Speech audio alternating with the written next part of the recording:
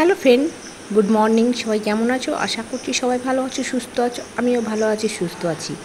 আজকে তো রবিবার, বুঝতেই পারছো রবিবার মানে হচ্ছে অনেক অনেক কাজ। মনে মনে হয় জানো তো, রবিবারটা কেন আসে? রবিবার না হলেই পারতো। যখন অনেক কাজের চাপ থাকে তখন কিন্তু এই জিনিসটা মাথায় আসে। আবার যখন অনেক স্কুল রোজ প্রতিদিন যেতে হয় তখন মনে হয় রবিবার হলে ভালো হতো, একটু ছুটির দিন হলে খুব ভালো হতো, তাই না? তো ছুটির দিন হলে সত্যি কথাই কী বলো তো, যে একটা রুটিনের মধ্যে থাকি আমরা, তখন যে ছুটির দিনটা আসে না, তখন সব রুটিনগুলো অনিয়ম হয়ে যায়। রুটিনের মতো আর চলা যায় না। তো আজকে সেরকমই হাল হয়ে গেছে আমার। হ্যাপি সানডে হয়নি গো আজকে, আনহ্যাপি সানডে হয়ে গেছে আমার। তো সকালে ঘুম থেকে উঠেই চাটা খাওয়া হয়ে গেছে, আর এদিকে আমি কাপড় ভিজিয়েছি, অনেক অনেক কাপড় ভিজিয়েছি। তো আবার ভাবলাম যে মেয়ে ঘুম থেকে উঠবে, তো চলো একটু লুচি বানাই। মেয়ে তো লুচি খুব করে, তো আজকে ভাবলাম রবিবার আছে, বাড়িতে আছে, তো চলো একটু লুচি বানাই।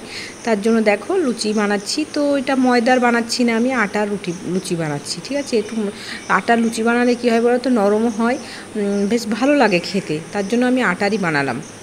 তো দেখো কত সুন্দর একদম ফুলকো ফুলকো লুচি হচ্ছে। আমার মেয়ে তো ঘুম থেকে উঠে খুশি হয়ে যাবে।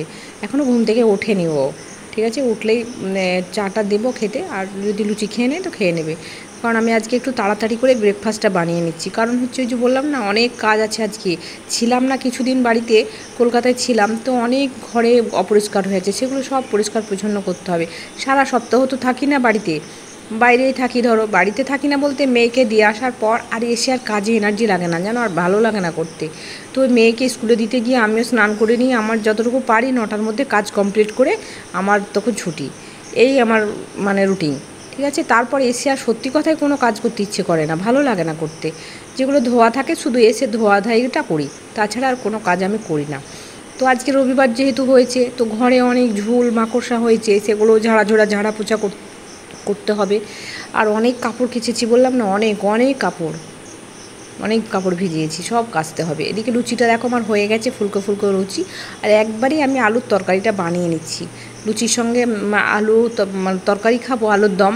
আবার এদিকে দুপুরের জন্য আমি করে নিয়েছি আলু, একেবারে বেশি করে করে নিয়েছি। তারপর আমি যদি আলুর তরকারি করার সময় না পাই, তার জন্য বেশি করেই করে নিলাম, ঠিক আছে? প্রেশারে দিয়েছি। তারপর চলো এবার আমি ছাদে যাব। ছাদে দেখো আমার কাপড় কাচা হয়ে গেছে। তোমাদের সত্যি ক্যামেরা আর অন করা হয়নি, আমি ভুলে গেছি ক্যামেরা অন করতে। তো ছাদে এসেছি, রোদ হচ্ছে মাঝে মধ্যে আবার তোমার মেঘলা হয়ে আসছে। তো অনেক কাপড় কেচেছি, অনেক কাপড় শুকিয়েও গেছে আমার, ঠিক আছে? অনেক কাপড় শুকিয়েও গেছে।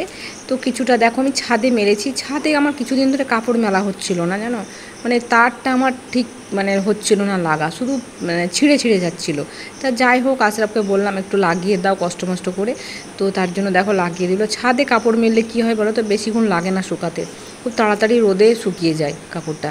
তো দেখো এই যে আমার কত কাপড়, নিচেও অর্ধেক দেওয়া আছে, আবার এই ছাদেও দেওয়া আছে অনেক কাপড়। তো ওই যে ভাঁজ করা আছে, আশরাফ ভাঁজ করে রেখেছে, কিছুটা শুকিয়ে গেছে। এগুলো যেগুলো ওড়না সেগুলো শুকিয়ে গেছে, তো ওগুলো ভাঁজ করা আছে। আর এই যে চুড়িদার আছে, ওগুলো একটু ভেজা আছে, একটু হলেই শুকিয়ে যাবে। তো দেখো কত কাপড় কাচা হলো আমার।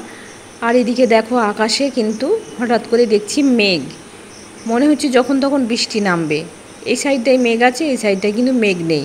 কিন্তু মেঘটা দেখে আমি একটু ভয় পেলাম, যে ছাদে কাপড় মেলেছি, তার মানে তো সবসময় আমাকে জানলার দিকেই চোখ রাখতে হবে, কখন বৃষ্টি নেমে আসবে। তখন আমার ভেজা আধ ভেজা হয়ে আছে, সব ভেজা নয়, অর্ধেক শুকিয়েছে, এই জামা কাপড় আবার ভিজে যাবে। হঠাৎ দেখো আবার রোদ চলে আসলো, ভাবছি বৃষ্টি বৃষ্টি, কিন্তু রোদটাও দেখো চকচকে হয়ে আছে। তো চলো টাটা।